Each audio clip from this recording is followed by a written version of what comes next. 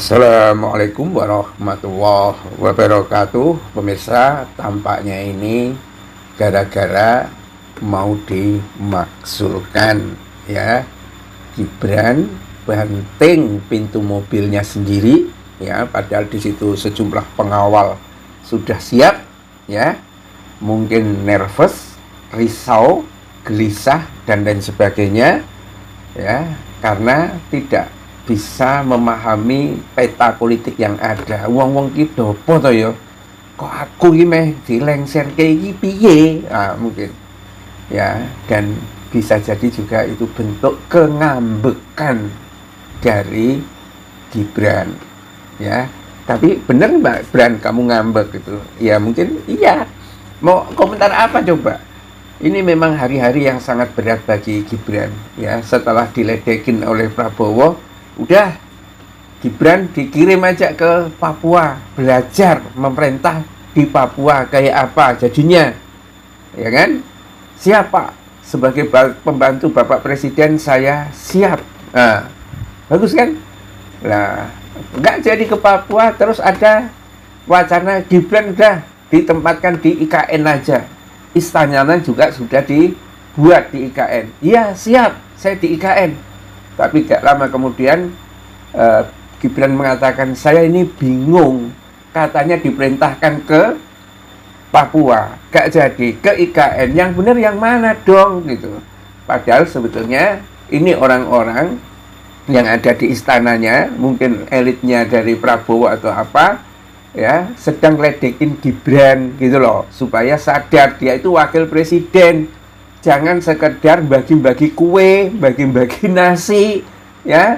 Pekerjaan-pekerjaan yang nggak penting diulang-ulang setiap saat. Yang nonton itu bosen, ya. Kalau Gibran itu dikirim ke Papua, kan nggak ada orang yang melihat. Jadi mata itu nggak melihat Gibran gitu loh, maksudnya itu Bran, ya. Dan memang pada akhirnya siapapun, ya, apalagi Gibran ya, menghadapi situasi seperti ini ya berat banget gitu. Di tengah ketika dia bapaknya sangat berkuasa, bagaimana orang-orang yang ada di sekitarnya itu munduk-munduk kepada bapaknya. Tetapi sekarang bapaknya tidak berkuasa, bahkan sakit kulitnya gak sembuh-sembuh gitu kan.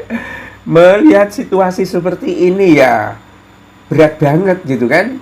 Terus nasibku itu akan seperti apa? Ini juga menjadi beban yang luar biasa beratnya.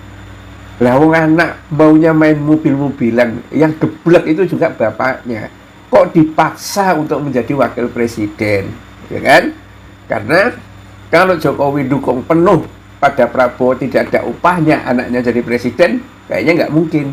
Dan Prabowo juga kelihatannya mencoba mengikuti gayanya Jokowi, ya, mundak-munduk, begitu udah dapat kekuasaan, ya kan?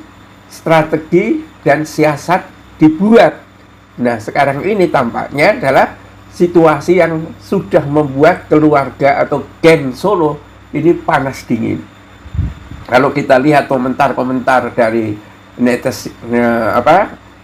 para termulnya ini memang sudah luar biasa.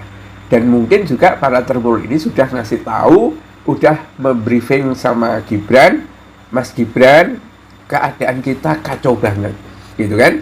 Nah, mungkin karena kemampuan dia untuk memahami situasi yang ada itu cukup berat, ya.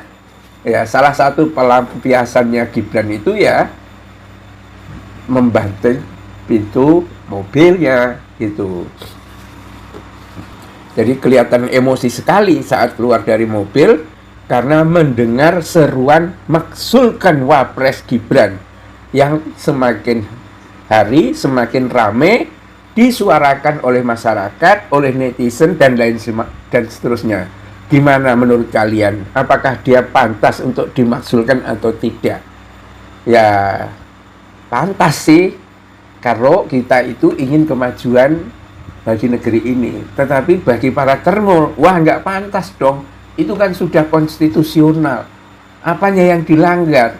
Ya, karena termul perlu keberlanjutan dari terahnya Jokowi supaya bisa menjilat itu lebih enak lagi gitu. Kalau semakin bodoh nantinya yang menjadi pemimpin, semakinlah oligarki-oligarki gelap itu akan semakin mendukung mereka itu, ya. Tetapi kalau Gibran sampai habis di tengah jalan, wah ini memang situasinya menjadi berat banget, ya. Komentar-komentarnya itu banyak, ya. Wapres juga manusia, apanya yang salah ketika beban berat dihadapi oleh Gibran, ya, di mana dia selalu diolok-olok oleh rakyat Indonesia. Ya, kamu juga waktu dulu di Fufu Fafa juga ngolok-ngolok dengan bahasa-bahasa yang jorok. Kalau sekarang ini ngolok-ngolok Gibran itu kan paling plonga-plongo, ora mudengan, ya kan? Ini mata beler atau muka beleren dan lain sebagainya. Ya, ya wajar juga kan, biar Gibran itu bisa merasakan juga gitu.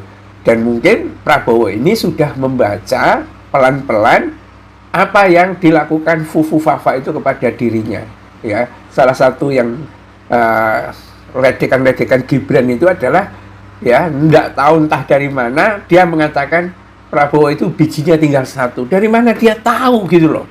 Kita kan masa sampai segitunya dia tahu dan dikemukakan di publik. Apa nggak marah betul itu Prabowo dibegitukan itu?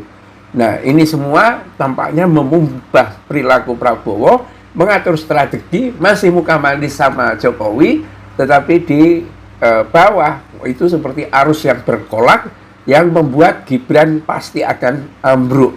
Billahi taufiq wal hidayah. Assalamualaikum warahmatullahi wabarakatuh.